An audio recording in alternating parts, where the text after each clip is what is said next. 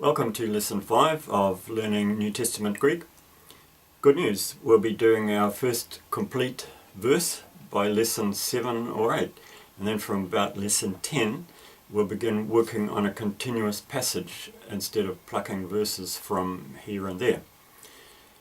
But in the meantime, keep revising the verses that we've already learnt. Our first passage for today says, Egoemi he anastasis kai he zoe. And this comes from John's Gospel, chapter 11, verse 25. Again, you can find this with the text of this lesson on my blog at logosword.wordpress.com. So, if you get these words and print them out on a piece of paper for yourself, I printed them out landscape because they're a little bit longer, and prepare the folds in your paper and then start doing our 3 steps. In the first fold we'll write the letter by letter translation, the next fold the word by word translation, and then in the next one the freer translation. I've already written mine, so I'll unfold it and show it in a minute if you want to pause and get yours done. Here it is, the letters one by one. Just remember this tricky letter which looks like a V but is actually an N. So it says ego eimi he anastasis kai he zoe. Next is the word by word translation. Again, pause if you want to prepare yours before I do it. I am the resurrection and the life. So we have a couple of new words here. Anastasis, which means resurrection. And resurrection is actually a Latin word that translates this Greek word part by part. Anastasis, resurrection. Again, rising. And you may know that one of the daughters of the Tsar of Russia was named Anastasia. So it's a quite a common name in some places, or once was anyway. And also a new word is the small word kai, which means and. So that's a very common word, as you will realize. Just remember though that, as I said before, our translations here are rough guide or first approximation.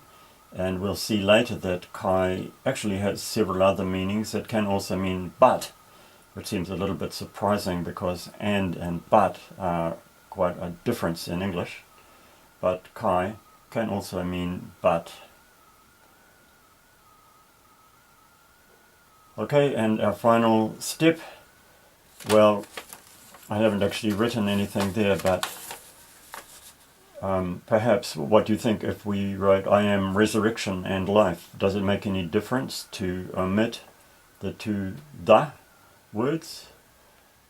Have a think about it. Is there a difference or not? I am resurrection and life. In some ways perhaps that might be a better translation in English, but this is the traditional translation, which, as a lot of our more traditional translations do, likes to follow pretty much word for word as far as they can. But I would just like to say, when you read it out loud, you can always put more into it than what's written.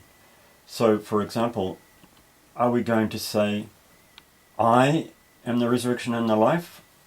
Or, I am the resurrection and the life? Or, I am resurrection and life? These are different ways that we can emphasize it in English. So have a think about which one you think might best capture what Jesus was actually wanting to say here. So why do you think Jesus said, I am resurrection? What did he mean? Have a think about it. Maybe he meant the source or the instigator. But perhaps this is more like God's function. Perhaps better, we could say agent, just like Christ was God's agent in creation. This happens by my agency or through me in Bible speak, as with creation. So have a think about that. And what do you think? Perhaps let me know what you think. Here's something I like to think about. See this blister on my hand. In a few weeks it'll be healed and I'll have fresh new skin there. The healing of my hand is to me a foretaste, an indicator, a prequel, if you like, of the entire new body I expect to get one day in the resurrection. Here's our second verse for lesson 5. Ego emi he hodos kai he aletheia kai he zoe. And this comes again from the Gospel of John, chapter 14, verse 6.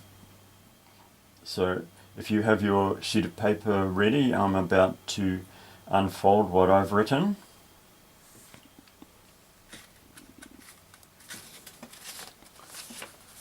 So on the first line here, I've written the letter by letter translation.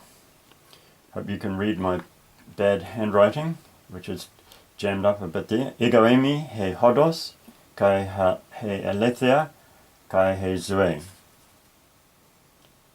Right, I'm about to show the next line, the word by word translation. I am the way and the truth and the life. Famous words of Jesus. We had two new letters, the Greek D in hodos and the Greek L in aletheia, and two new words, hodos, which means way, and from this we get our word odometer, which measures the distance you've travelled on your way. And the other new word is aletheia, which means truth. We don't have any clues to this word. Sometimes people use mnemonics to remember these words. Mnemonic is itself a good Greek word, which has to do with remember. And I made up a funny little mnemonic for this one. Lisping Alice, be true to me. Alethe, Alice. So that's just a way that helps me to remember it. And yes, I haven't written anything more there. That's what we have for that. Here is our last passage for lesson 5. Ego emi he thura ton probaton. This comes from John chapter 10, verse 7.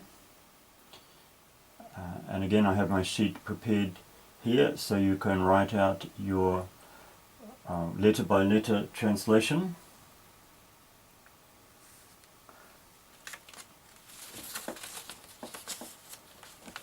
There's one new letter, the Greek B.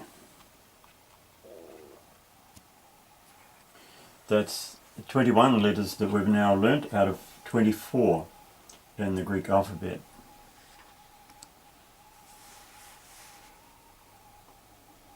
And we have two new words, so we're about to do our word by word translation.